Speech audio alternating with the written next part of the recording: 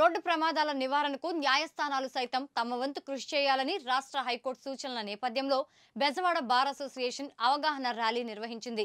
బైక్లపై వెళ్లేవారు ఖచ్చితంగా హెల్మెట్లు ధరించాలని, కార్లలో ప్రయాణించేవారు సీట్ బెల్ట్లు విధిగా ధరించాలని ప్రజలకు సూచిస్తూ ఈ ర్యాలీ నిర్వహించారు. ఈ ర్యాలీలో ప్రమాదాల నివారణకు తీసుకోవాల్సిన జాగ్రత్తలను అడ్వకేట్లు ప్రజలకు వివరించారు.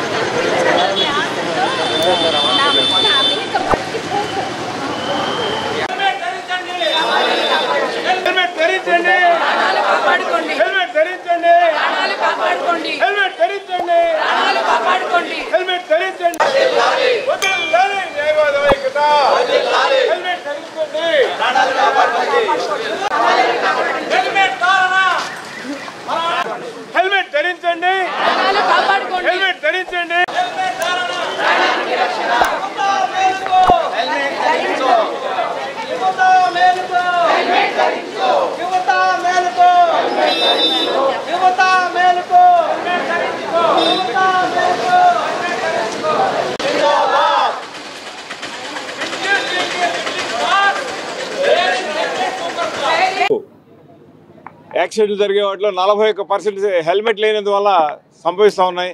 Youngsters, youth, engineering students, medical students కూడా యాక్సిడెంట్లో చనిపోతూ ఉన్నారు. వాళ్ళందరినీ కూడా రక్షించడం కోసం, యాక్సిడెంట్లు నిరోధించడం కోసం హెల్మెట్లు ప్రతి ఒక్కరు ధరించాలని చెప్పి హైకోర్టు వారు ఒక రూలింగ్ ఇవ్వడం జరిగింది. ఆ నిర్ణయానుసారం ఎంఐజే గారి నిర్ణయానుసారం ఈరోజు ఈ కార్యక్రమాన్ని ఏర్పాటు చేయడం జరిగింది. ప్రతి ఒక్కరు కూడా హెల్మెట్ ధరించాలని ప్రాపగండా చేయాలనే ఉద్దేశంతో ఈ కార్యక్రమాన్ని ఏర్పాటు చేయడం జరుగుతూ ఉంది. ఈ అందరూ కూడా ప్రజలందరూ కూడా సహకరించాలని కోరుతా ఉన్నాను. Thank you. మ్యాక్సిమం 2 వీలర్స్లో జరిగే ప్రమాదాలన్నీ తలకి దెబ్బ తగలడం వల్ల ప్రాణాంతకంగా మారుతున్నాయి. అది దృష్టిలో ఉంచుకుంటూ మన హైకోర్టు వారు రిట్ పిటిషన్లో డైరెక్షన్ ఇచ్చారు.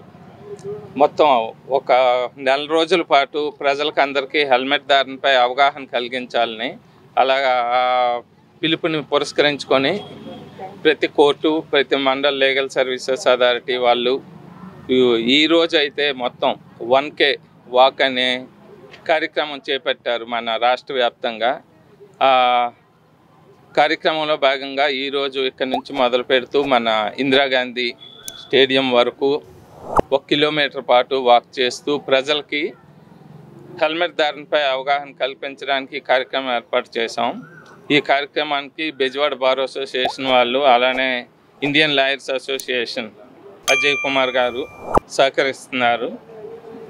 నా విన్నపం ఏంటంటే ప్రజలందరికీ అందరూ కూడా ఇంట్లోంచి బయటికి సెకండ్ 2 వీలర్ మీద వస్తున్నాము అని అంటే తప్పనిసరిగా హెల్మెట్ ధరించి మాత్రమే మన గేట్ దాటాలి. అలాంటి నిర్ణయం అందరూ తీసుకోవాలి. పిల్లలకు కూడా బైక్ ఇచ్చేటప్పుడు కొంచెం జాగ్రత్తలు చెప్తూ హెల్మెట్ లేకుండా నడపొద్దు అని కూడా మన పిల్లలకు కూడా మనం చెప్పాలండి.